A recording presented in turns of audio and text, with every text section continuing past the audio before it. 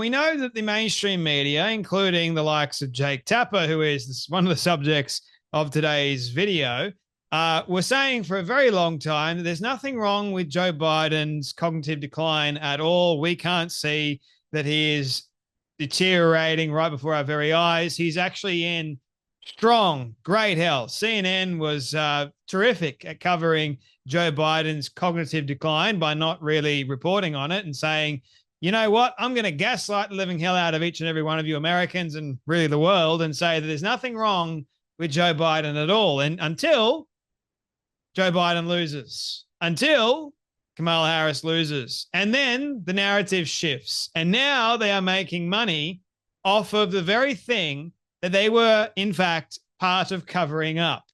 Can it get any more rich than that, ladies and gentlemen? These people have actually rigged the system to suit their own favor.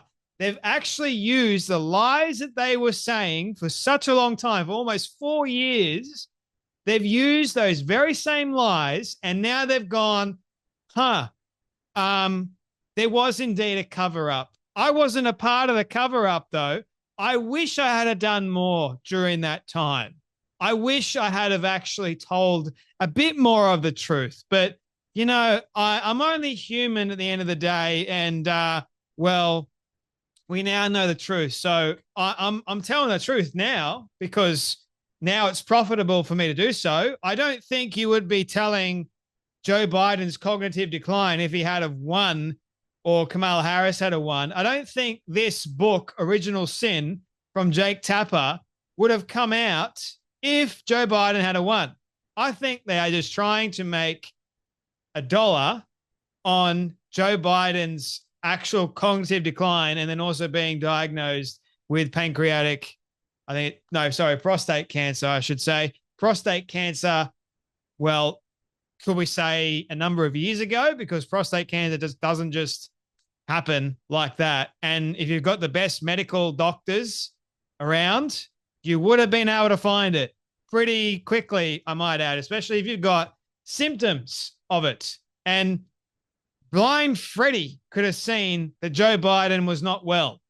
But anyway, I like Megyn Kelly because she tells the truth for the most part, except she only calls out people on the left. She doesn't necessarily call out people on the right, such as Tucker Carlson, or push back on Tucker Carlson saying that he's not getting money from Qatar, and that also Qatar is one of America's closest allies. I made a video about that. I was very disappointed in Megyn Kelly for not pushing back hard enough or even correcting Tucker for that. I think she is somewhat enamored with Tucker, even though just Tucker loves moving his mouth a lot and words come out along with a laugh every now and then. But anyway, she has Jake Tapper on. Now, all credit to Jake for going on Megyn Kelly's podcast. And, well, here's one video that you all need to see of Megyn Kelly pointing to the truth. Have a watch. Here in my ecosphere, we were covering all of these. It wasn't just falling down. It was getting lost. It was some of the stuff you report in your book. We knew and we were reporting on, like the multi-jump cuts in the videos of him, where it was obvious he couldn't get through a 1-minute take. It was clear to us that he was using teleprompter, and there was some reporting on that at the time, all of which the White House was denying. Now, the current White House, I have some connections. With the Joe Biden White House, I had none. But you did. There was an attempted cover-up.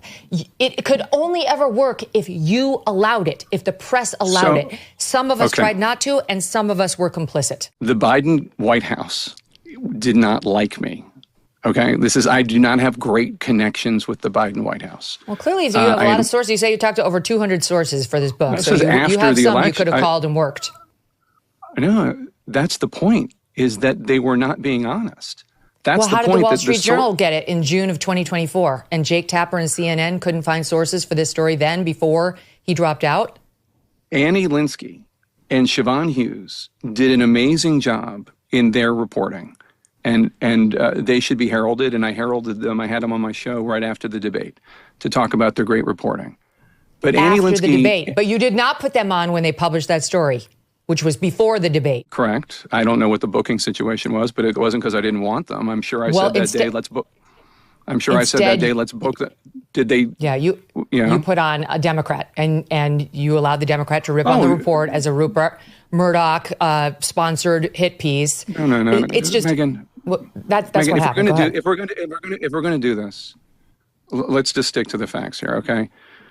When there is a damaging report, that's what I've been doing all along. I'm talking about what you just said. Didn't miss the biggest story of the century when it comes to presidential politics, and one of us did. Jake Tapper, I will say one thing, is pretty good at gaslighting the public. The mainstream media are very good at gaslighting the public, especially when it came to the election, because they kept telling us that Joe Biden is healthy, he's great to run, and now all of a sudden, oh, hang on a minute, his cognitive health wasn't so great, and then now he's also got prostate cancer, which has metastasized to the bone.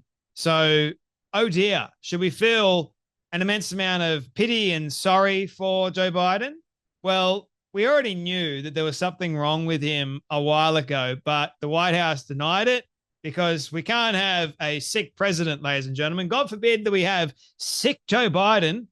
Can't have sick Joe Biden. But after the election, apparently the Democrats were going, here is all the information that you need, Jake, all the sources, every piece of information. We just couldn't give it to you before the election. But after the election, here you go. Here is all the dirty stuff that you need on Joe Biden, because Joe Biden was a losing ticket. And now Jake Tapper, who was before the election, part of the cover-up, and now after the election, well, yeah, ladies and gentlemen, there was a cover-up. And look, Megyn Kelly was reporting on the cover-up, but we'll use some of her sources. We'll use some of the things that everyone on the right was actually using, but were denied for a very long time. And I just think it's so rich, man. I think it is so rich that now liars like Jake Tapper are now profiting off of the very lie that they started in the first place. And now they're trying to reverse the lie and say, oh, yeah, guess what? I should have. I'm not going to say that I was wrong, but I should have. I regret not reporting on it nearly as much as I did. Mate, you didn't report on it at all. You, in fact, covered it up. You were part of the problem. Oh, but let's come out with a book, Original Sin. Guess what your original sin is? Lying. Very badly, I might add, because people knew about it. And guess what? You're going to face the music. You did face it with Megyn Kelly. It didn't make you look good, man. I don't think people are going to be buying the book, because why should they believe you? Why should they believe your writing when they heard it first from Megyn Kelly and so many others? They're reporting on it for 4 years. Like I said, blind Freddie could have seen there was something wrong with Biden. You could hear it in his damn voice, man. And well done to Megyn Kelly for going after Jake Tapper and calling him out, confronting him on his lies. Jake's going at the very end of that video, if we're going to do this, let's stick to the truth. And Megyn's immediately jumped in and gone, that's what I've been doing for the last 4 years. What have you been doing? You haven't been sticking to the truth at all. You've been lying and trying to cover up what we all knew to be true. I mean, the richness and like the gall of this man is truly, truly incredible. Here's another one. You didn't ask him about it. You didn't follow up on the fact that he was falling up the stairs, that he was losing his train of thought regularly, that he was slurring, that he was incomprehensible, that he was getting lost on the White House lawn. You sat right across from him and you asked none of that, notwithstanding the fact that he had promised you he would be fully transparent about his health issues. That's true. But I did ask him about his age and the fact that the American people had concluded that even though he said whenever anybody brought up the subject of his age, watch me. And I said, yes, they're watching you and they are concerned that you were too old for this job. But you know as well as I do that there's a way of, you can say, hey, there's this poll on your age, or you could say, you just forgot that Jackie Walorski was dead. You asked where she was moments after watching a videotape tribute to her. You lowered the flags at the White House after she died. This happened 13 days before you sat with him. There is a way of pressing a man like that on the actual infirmities to bring it home to him and to the audience, and you didn't do it.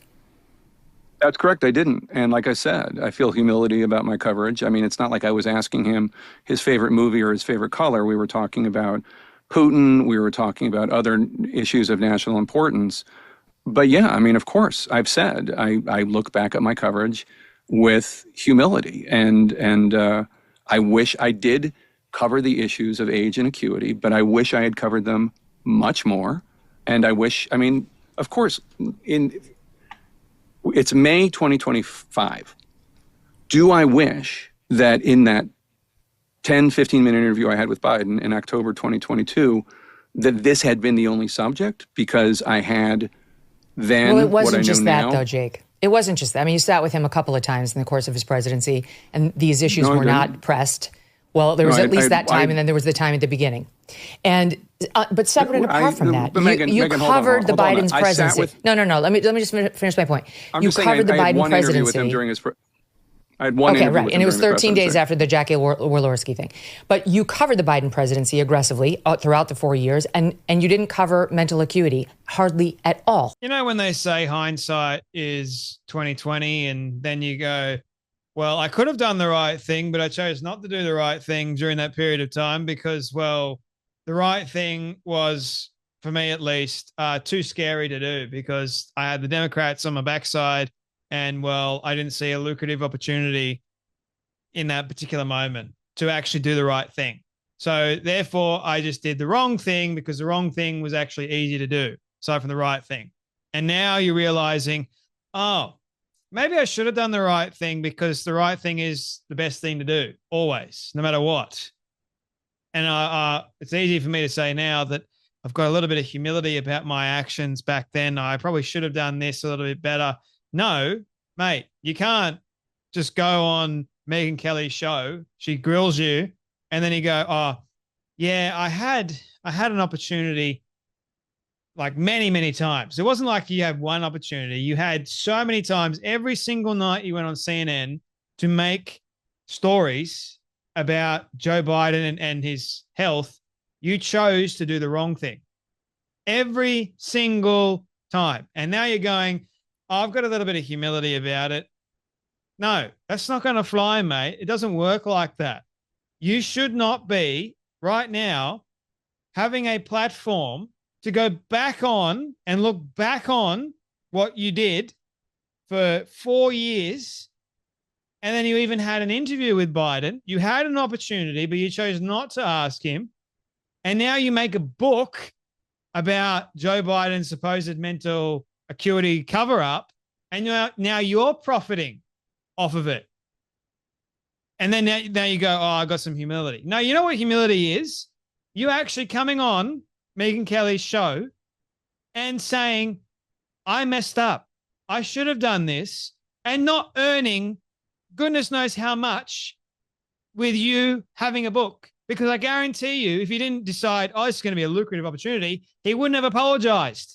But now, because he's got financial incentive behind him, it's a fake sense of humility. I'm going, you've got a reason to say this sort of stuff. You wouldn't say it if you didn't have a book, if you didn't have all these other things that are now happening for you in a sort of a positive setting, like you getting paid an enormous amount of money. You wouldn't say any of this. Part of PR is to make the person that is right in front of you look good, even if that person has done the wrong thing. And that's what they're trying to do with Jake. Jake's going, Megyn, yeah, my coverage was bad. I'll admit it. Nothing much you can do about it now, can you? The damage has already been done. People already know what went on. They're not dumb. And yet now you're the one that is, Megyn, I've got some humility about myself now. What you've got is a sense of arrogance and gall about you. Like, my goodness me.